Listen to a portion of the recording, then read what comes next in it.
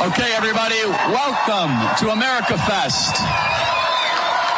Radio stations across the country. This is quite a group we have here. Thank you, everybody. More importantly, we have Glenn Beck here, everybody.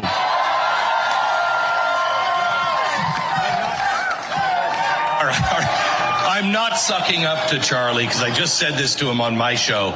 This guy holds a lot of the responsibility of the win. A lot of the credit comes to Charlie and what you've built. You're fantastic. Well, it is. I will do better receiving that, but it's the Turning Point team that deserves the credit. They worked so hard this cycle. If it wasn't for Turning Point, I'm not sure that it would have. If it wasn't for Elon Musk, quite honestly, the Democrats and how stupid they are and all their stupid mistakes, Elon Musk, you, and an assassin, I'm not sure we would be here. I mean, you remember we were in Florida. It was like out of a movie, Glenn. It was. When was it? Was like a year ago? A year ago. It was January of this last year. Okay. And we were at some convention or something, and we found ourselves in a hotel room with a bunch of people, and one of us said, can we talk? And so we went out on the balcony, and it really was. One of us said at the time, can you believe we're even having this conversation? It's like we're living in some weird movie. But we talked, and we were talking about the things that we think are coming that we have to really prepare for. And one of them, the first one, we both said almost at the same time, they're going to try to kill Trump. They're going to assassinate him if they can. And they did. But every real American saw that happen and went, I don't care which side he's on. We cannot be those people. We were this close to civil war. If they would have won, I think we would have gone into civil war. I really do. And God stepped up and stepped in, protected him, and gave us another shot. It's amazing. It's amazing. And Glenn, when we were chatting before, we asked the question, is God done with this country? Yeah. And it's so humbling to say, no, he's not. And I joked around with you before we got on air. I have to check myself because I'm getting almost too optimistic. Yeah. In the sense, like, we're always so kind of like, the sky is falling, things are terrible. Is it possible we're entering a golden era, that an American renaissance is absolutely underway? possible. I think, Charlie, you've listened to me since you were a little kid. For 14 years. Right. So I'm never positive about things. I'm always like, okay, here's how it's going to go wrong. The Titanic is going to sink and we're all aboard. I haven't been optimistic like this since probably 2001, before the World Trade Center came down. We've been given another chance, and let's stop forcing our will and our way on things. If Donald Trump would have won in 2020, we wouldn't know all of the things that we know now. We wouldn't know how deep this thing went. I just want to interrupt you. Everyone here is applauding the fact we didn't take power in 2020. Yes. And that is the sign of a very mature movement here. Yes. Not a bitter one, not a scorned movement, but a movement that looks back and says in Romans 12:2, God will use all things for good for those who love him. And at the time in 2020, we were like, this country is over, it's terrible. And it was terrible. But God knew what he was doing to strengthen our movement to make this term. Because Glenn, so I don't know if that term would have been that good. Oh, it wouldn't have been this. No. It wouldn't be what's coming because he didn't know. Right. Tulsi, Bobby, nothing. Yes. Now he has independents and some Democrats who are just looking at their Democratic Party and going, what the hell is that? I don't want anything to do. I'm not like them. They're now part of it. And I think you'll agree with me. Trump has changed. When he took office, I'm not sure when he came down the escalator, he really thought he could win. You know what I mean? I don't know when he won, he wasn't like, wow, that's kind of a surprise to me. I'm now the president. And so he wasn't prepared, not that he didn't do his homework. He had never been a politician. He's not a swamp monster. He didn't know. He told me this just the other day. I didn't know what it took to be the president of the United States. And then he leaned in and he said, but now I do. And he's taken these 4 years and he's had time to be able to go, this person, this agency, this group, this money, all gone. And he's now, I mean, he told me he has a 12-year plan. I like to say that because then all the liberals are like, see, I told you he was just going to never give up the presidency. But no, he's got J.D. Vance. He's planning on serving 2 terms after. Do we like J.D., everybody? And that shows maturity on his part as well.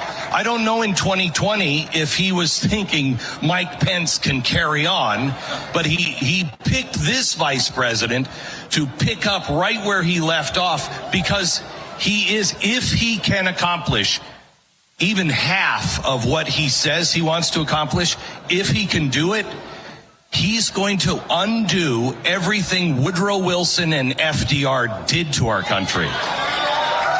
He will be remembered at least like FDR. He will be greater than Reagan if he did, and that's something I never thought I'd say about anybody. He'll be greater than that, and he might actually end up in the category of the founder. I think he is. If anybody watched me on Fox for a while, I was talking about we need the refounders. Where are the refounders? The ones that will not just say we're going back to the old days and with candles, but people who said we've got to go back to the Constitution, but it's a new situation here, but these principles and this Constitution is valid. We need refounders. He is the refounder I think we've been looking for. Glenn, what did the 4 years in exile mean for you? What was it for 4 years? Because everyone has a story. For us, it was our back against the wall. We found out what we were truly made of. What was it for you personally? And by exile, I mean, there's 4 years, displaced from power, a lot of confusion, not sure what was happening. I had to replace underwear all the time because I was crapping my pants all the time. I mean, the stuff we were up against, I really thought, you and I have talked about this, if they would have won, none of this would have been happening. We would have been out of business. You would have been out of, not because people weren't going to listen or want the information, but they would have taken us out. They would have taken us out one way or another. The voices would not be heard. And we were at that place.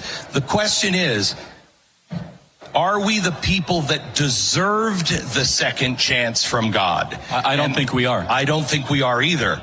So now he stepped in. He did the things that we couldn't do, but now he's looking down at us and going, will you finally do the things that you can do? You've shown me enough that I can say, all right, you're moving in the right direction. I'm going to give you more time.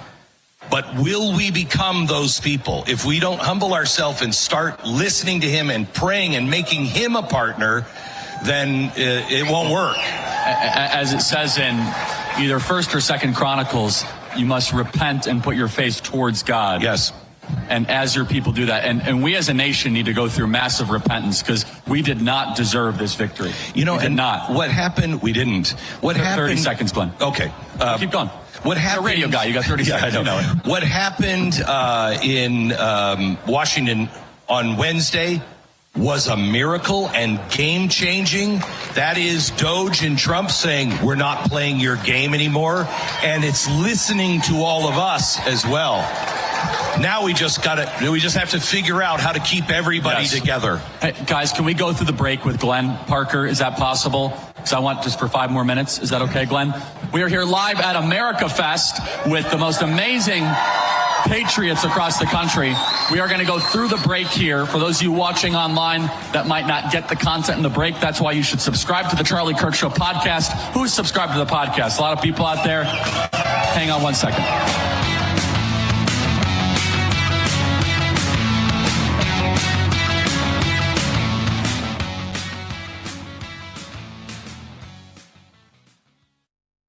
Glenn, bring us up to speed here. I know that was a short break, right? We're live on Real America's Voice, also streaming, and please subscribe to the Charlie Kirk Show podcast. Glenn, what happened in the last 24 hours? You made a great point there.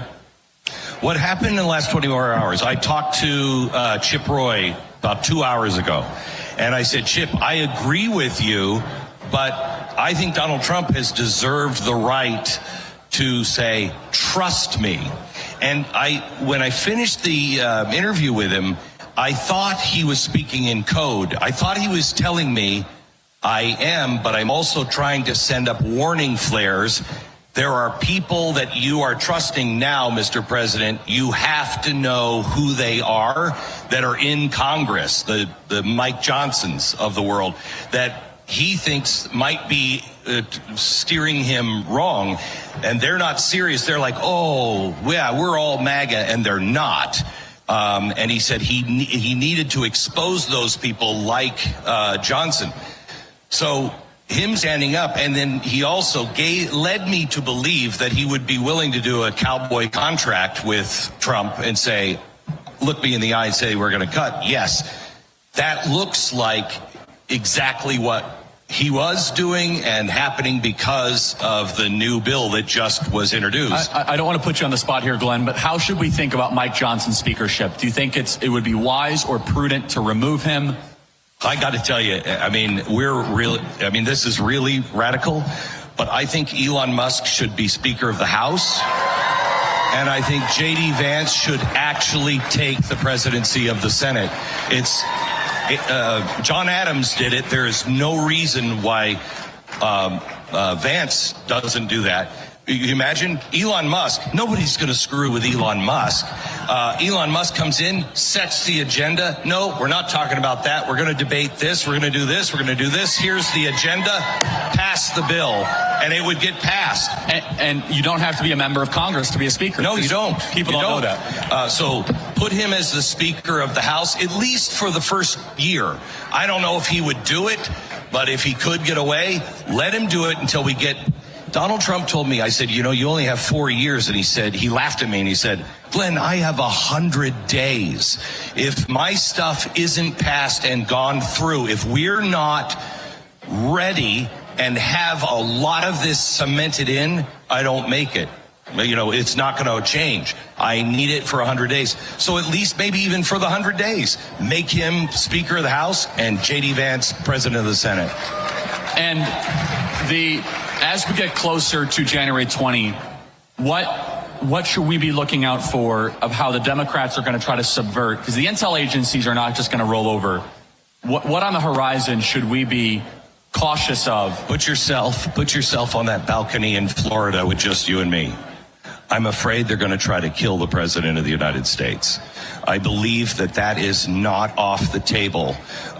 Or for Elon Musk, quite honestly. Anybody who can move people like they can move, they need to move out of the way. So that's an option that we should be looking for and praying that it doesn't happen.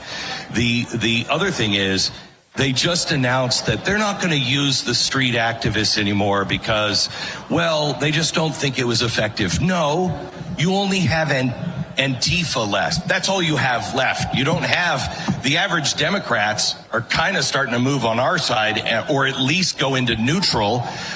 So they don't have the street. They can't put on the pink hats and march down the street anymore.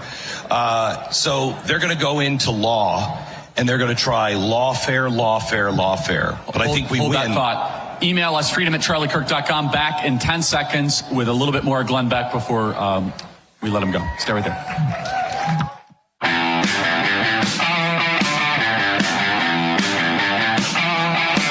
All right, Glenn, like 90 seconds, final thoughts to this audience. And you have a big speech you're going to be giving here at America Fest. Yeah, tomorrow I'm going to be talking, but I'm going to tell the story of America in a very, very different way and point out tomorrow where we can easily go wrong and where the Democrats and some of the youth that are not here today, that are kind of brainwashed, become useful idiots, are going to lead us because they don't understand things like healthcare.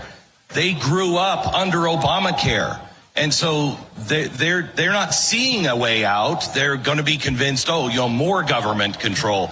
We have to be really careful right now. We have to be humble.